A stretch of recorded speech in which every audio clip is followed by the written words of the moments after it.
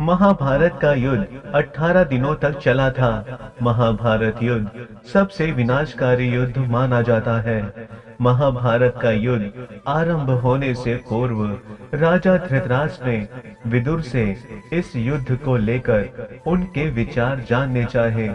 तब विदुर ने कहा था कि महाभारत का युद्ध सबसे विनाशकारी साबित होगा। अंत में विदुर की महाभारत के युद्ध को लेकर की गई भविष्यवाणी सच साबित हुई। महाभारत का युद्ध धृतराष्ट्र के पुत्र मोह और दुर्योधन की महत्वाकांक्षाओं का परिणाम था। दुर्योधन अधर्म के साथ था, जबकि कुंती पुत्र युधिष्ठिर धर्म के साथ थे। नतीजा ये हुआ कि इस युद्ध में दुर्योधन के साथ कौरव वंश का नाश हो गया।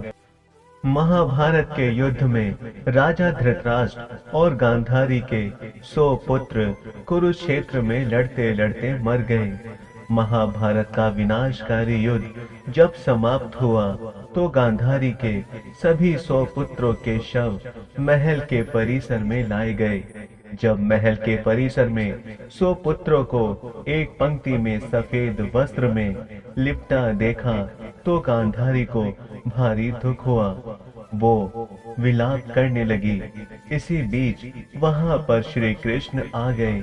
भगवान श्री कृष्ण गांधारी का बहुत आदर और सम्मान करते थे। श्री कृष्ण शोक व्यक्त करने के उद्देश्य से जब गांधारी के पास पहुँचे तो श्री कृष्ण को देखकर गांधारी को क्रोध आ गया।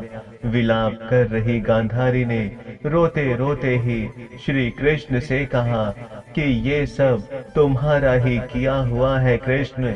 गांधारी ने श्री कृष्ण से कहा कि श्री कृष्ण, यदि तुम चाहते तो इस युद्ध को टाला जा सकता था, लेकिन तुमने ऐसा नहीं किया। गांधारी ने श्री कृष्ण से कहा, इस कृत्य के लिए तुम्हें कभी माफ नहीं करूंगे कृष्ण।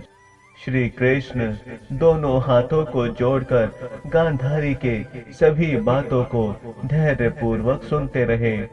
क्रोधित गांधारी ने भगवान श्री कृष्ण को शाप दिया कि श्री कृष्ण, जिस तरह से मेरे वंश का नाश हुआ है उसी प्रकार से तुम्हारा वंश भी आपस में लड़ते हुए नष्ट हो जाए। श्री कृष्ण ने गांधारी से कहा कि यदि इस श्राप को देने से आपके मन को शांति मिलती है तो ऐसा ही होगा। गांधारी को प्रणाम कर श्री कृष्ण वहां से चले आए और द्वारिका नगरी आकर रहने लगे। महाभारत का युद्ध समाप्त होने के 36 वर्ष बाद गांधारी के श्राप का असर आरंभ हो गया। अभिशाप के कारण द्वारिका में अपशकुन शुरू हो गए।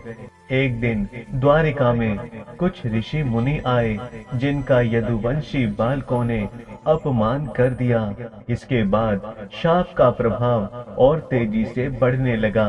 एक दिन सभी ने एक ऐसा पेय पदार्थ पी लिया जिससे वे आपस में एक दूसरे को मारने लगे। इस घटना में भगवान श्री कृष्ण और कुछ अन्य लोग ही जीवित बच सके। एक गृह युद्ध में सभी यादव प्रमुखों की मृत्यु हो गई। इसके बाद श्री कृष्ण भगवान ने द्वारिका छोड़ दी।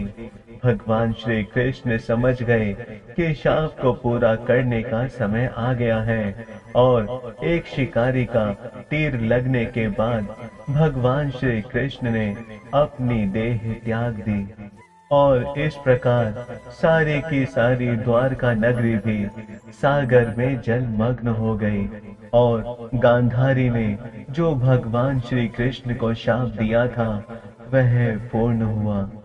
राधे राधे।